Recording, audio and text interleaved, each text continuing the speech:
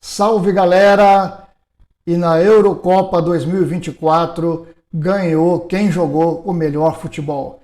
A Espanha vence a Inglaterra por 2-1 e é a campeã de 2024, sendo a primeira tetracampeã da Euro em todos os tempos. Passou a Alemanha com o maior número de títulos.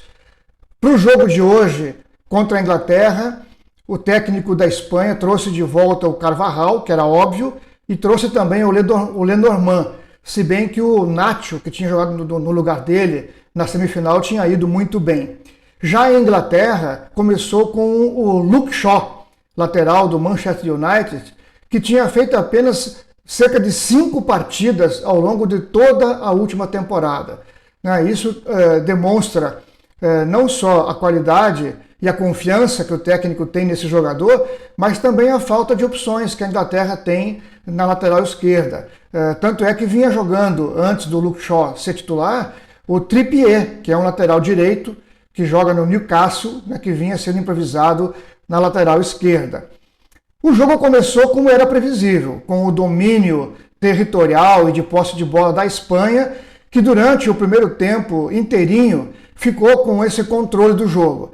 Só que os dois times, Inglaterra e Espanha, não chutaram a gol no primeiro tempo. Aliás, um jogo de muito baixo nível técnico, com poucas jogadas de emoção, com poucas jogadas de elevado nível técnico. A defesa da Inglaterra, que jogou fechadinha, se sobrepondo ao ataque da Espanha. Teve um momento, no final do primeiro tempo, que a Espanha tinha 3 vezes o número de passes trocados em relação à Inglaterra. No intervalo, uma surpresa. A Espanha volta sem o Rodri, que é o seu grande jogador, a sua grande referência, seu grande maestro. O torcedor espanhol deve ter ficado muito preocupado de como é que a Espanha iria reagir sem o Rodri e com a entrada do Zubimendi. Mas, sinceramente, a Espanha não sentiu falta do Rodri. Ela continuou dominando o jogo e aí, no segundo tempo, o jogo foi mais digno de uma final. As duas equipes criaram um pouco mais de oportunidades de gol. Já com 1 minuto, o Lamine Yamal deu um passe para o Nico Williams, que abriu a contagem. O detalhe desse lance foi no início da jogada, um passe de 3 dedos que o Carvajal deu de primeira e desmontou a defesa da Inglaterra. O pessoal tentou abafar o ataque da Espanha e com um toque na bola, o Carvajal serviu o Lamine Yamal, que penetrou, e aí ele, cortando para dentro, fica sempre para a defesa aquele temor de que ele vai chutar em gol, que ele já fez gols bonitos de fora da área, chutando de curva com a perna canhota, mas ele serviu o Nico Williams, que entrava pela esquerda. Antes ainda o Dani Olmo fez um corta-luz e a bola chegou no Nico Williams, que fez 1-0. Aos 3 minutos e meio do segundo tempo, o Dani Olmo teve uma outra chance e bateu para fora. A Espanha podia ter feito 2-0. Aos 10 minutos, Nico Williams teve uma outra chance. Então a Espanha dominava completamente o jogo. Tanto é que aos 15 minutos do segundo tempo, o técnico da Inglaterra, o Southgate, tirou o Harry Kane, o maior artilheiro da história da seleção inglesa, e colocou o Watkins. Na minha opinião, um pouco mais por superstição, porque o Watkins fez o gol que levou a Inglaterra para a final, o gol decisivo na semifinal. E ele entrou e realmente não conseguiu jogar bem. Se esforçou, se movimentou, mas não conseguiu jogar bem. Aos 18 minutos, foi que a Inglaterra deu o primeiro chute em direção ao gol. Depois de um giro muito bem feito pelo Bellingham, ele chutou e a bola saiu pela linha de fundo, mas passou muito perto do gol do goleiro o Unai Simón da Espanha.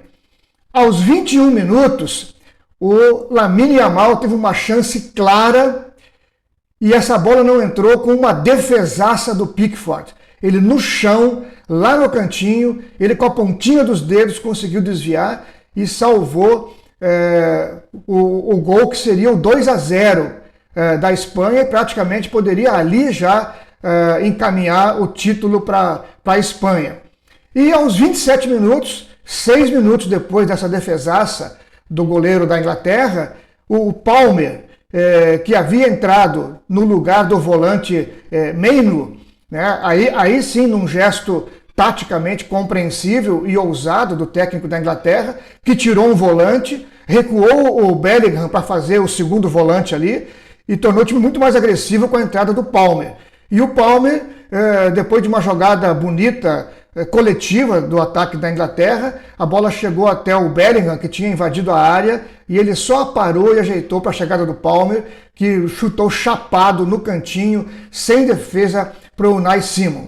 Eu diria que esse período aí de 5, 10 minutos foram os únicos minutos do jogo inteiro que a Inglaterra ofereceu algum perigo para o time da Espanha. Conseguiu empatar o jogo e estava jogando de igual para igual nesse momento. Aos 36 minutos, mais uma vez o Yamal teve uma chance clara de gol, depois de uma grande jogada do ataque da Espanha, mas o Yamal chutou mal, ele chutou em cima do Pickford. Se ele chutasse em qualquer um dos dois cantos, a bola poderia entrar, porque estava dentro da área, muito perto do goleiro da Inglaterra, mas chutou mal. E o Pickford salvou a Inglaterra de novo. Mas aos 41 minutos, quando tudo parecia se encaminhar para mais uma prorrogação para a Inglaterra, o Cucurella, o lateral que apoia pouco, recebeu um passe e a bola ficou meio dividida entre ele e o lateral Walker, da Inglaterra. Na minha percepção, eu posso estar enganado, ele cruzou ou deu um passo para dentro da área, meio que se livrando da bola, porque ela ficou meio dividida. Ele não escolheu muito para onde ele ia mandar essa bola, mas ele deu um passe diagonal em direção ao gol, e o Oyarzabal, né, que tinha entrado no lugar do Morata quando estava 1-0 para a Espanha o jogo, talvez mais para segurar o resultado, né, ele é um atacante, digamos assim, menos incisivo que o próprio Morata. E a Espanha tinha outros atacantes para colocar no jogo se ela precisasse atacar mais e fazer gol, como o próprio Ferran Torres e assim por diante. Mas o Oyarzabal, que é da Real Sociedad, entrou na diagonal e pegou esse passe cruzado, esse chute do Cucurella, e desviou para o fundo do gol da Inglaterra. O VAR ainda checou o lance, né, por milímetros ou centímetros, né, o zagueiro Guerri deu condições para o Oyarzabal fazer o gol. E aos 44 minutos, já no sufoco, a Inglaterra foi para cima, depois de um cruzamento, houve uma cabeçada para o gol que o goleiro Unai Simon defendeu. No rebote, a bola veio para o zagueiro Guerri, da Inglaterra, que cabeceou para o gol sem goleiro. E quem estava lá? Dani Olmo, em cima da linha, salvou aquele que seria o gol de empate. E os companheiros dele e o próprio Olmo festejaram como se fosse um gol, o que realmente foi, né? Porque ele salvou o título para a Inglaterra. Dali para frente não aconteceu mais lances assim de extremo perigo, e a Espanha então se tornou a primeira tetracampeã da Eurocopa. Ganhou o time que fez a melhor campanha, ganhou o time que eu diria que 95% dos analistas, comentaristas e torcedores que não torcem para nenhum dos dois times achavam que era o time mais merecedor de ser campeão na tarde desse domingo, tarde aqui no Brasil, noite lá na Alemanha. Então a Espanha ganhou todos os jogos, né? Precisou de uma prorrogação para ganhar da Alemanha, mas não foi em nenhuma decisão por pênaltis. E, repito, é o time que não tinha o melhor elenco, eu continuo achando isso. O elenco da Espanha não é o melhor, mas foi realmente a melhor equipe, o melhor conjunto de futebol ao longo de toda a Eurocopa. Quando ela ficou sem o Carvajal, Jesus Navas entrou e deu conta. Quando ficou sem o Lenormand, entrou o Nacho e deu conta. Quando ela perdeu o Pedri, que era um dos seus grandes jogadores do meio de campo, o Dani Olmo entrou e acabou com a Eurocopa. Eu tô gravando esse vídeo antes de sair o resultado oficial de quem foi o melhor jogador da Eurocopa. Na minha modesta opinião, o Dani Olmo merece esse prêmio, porque foi um dos artilheiros da Eurocopa, deu assistências, salvou um gol hoje, no último minuto de jogo, né, um gol feito em cima da linha, depois que a bola tinha passado pelo goleiro da Espanha, e acho que o Dani Olmo fez a diferença, porque ele fez 3 gols em 3 jogos seguidos de mata-mata, fez gol contra a Geórgia, fez gol contra a Alemanha e fez gol na semifinal contra a França. Né? Então o Dani Olmo, para mim, foi o grande jogador da Espanha, mas muito bem secundado por jogadores como o Fabián Ruiz, que fez uma excelente Eurocopa, como os 2 ponteiros da Espanha, o Lamine Yamal e o Nico Williams, né, que hoje fez um segundo tempo muito bom, deu muito trabalho para a defesa, como o próprio Rodri, que fez uma boa Eurocopa, mas eu diria que não foi no nível das melhores atuações dele pelo Manchester City. Ele jogou bem, mas um pouco abaixo do padrão Rodri, mas jogou bem. A zaga da Espanha sempre teve muito firme, e um outro jogador que está jogando demais é o Carvajal. O que esse cara cresceu tecnicamente nos últimos 2 ou 3 anos é surpreendente. Eu sempre achei ele um lateral direito, bom marcador, mas limitado no ataque, limitado tecnicamente. Agora ele vive uma fase artilheira, uma fase armador, e hoje eu repito, o gol que desconcertou a defesa da Inglaterra foi a partir de um toque dele, que desmontou realmente a zaga inglesa e propiciou ao Lamine Yamal as condições, né, de ele depois dar o passe e dar assistência para o Nico Williams fazer o 1-0. Resultado de tudo isso é que a Espanha, com 15 gols, foi a seleção que conseguiu o maior número de gols numa mesma Eurocopa na história. Nunca na história da Eurocopa alguma seleção chegou a fazer 15 gols, né, nessa mesma edição. A Espanha fez isso.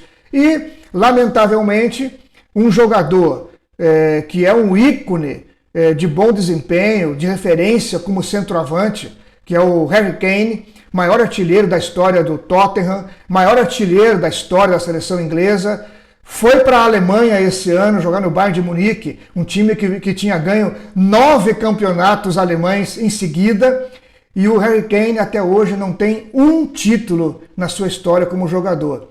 Né? Eu digo isso com tristeza, porque não dá para atribuir isso à culpa dele. Lá na Alemanha, ele fez 44 gols em 45 jogos.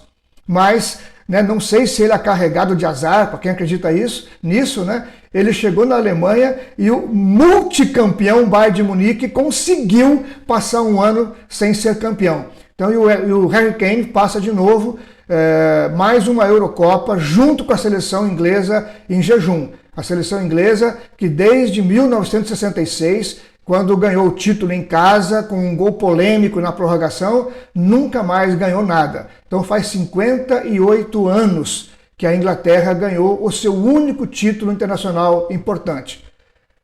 Fechamos assim, né, a cobertura da Eurocopa, com o melhor time sendo campeão, se fez justiça, e quando eu digo o melhor time, é melhor time mesmo, como coletivo, como equipe, como conjunto, né? Como taticamente perfeito no ataque e na defesa, né? É a seleção que, continuo dizendo, não tinha o melhor elenco, mas conseguiu produzir o melhor futebol, o futebol mais envolvente, mais eficiente, um futebol que mereceu o título e mereceu ser a primeira tetracampeã da história da Eurocopa.